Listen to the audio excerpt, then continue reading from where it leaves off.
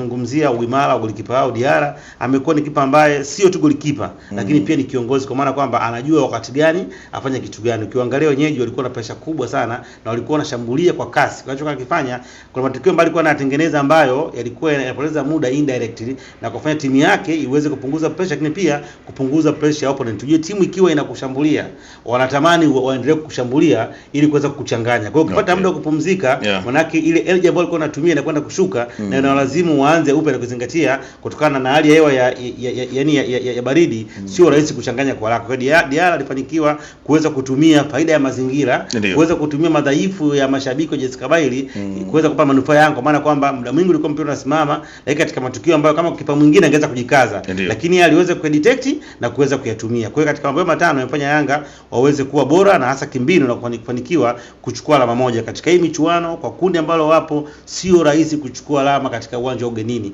Na nilizungumza kwamba endapo Yanga atafanikiwa kupata alama, whether iwe ni Algeria, iwe Morocco au iwe Egypt, maana yake ana uhakika kutengeneza kupata alama 10 ambazo zitamfanya aingie robo finali.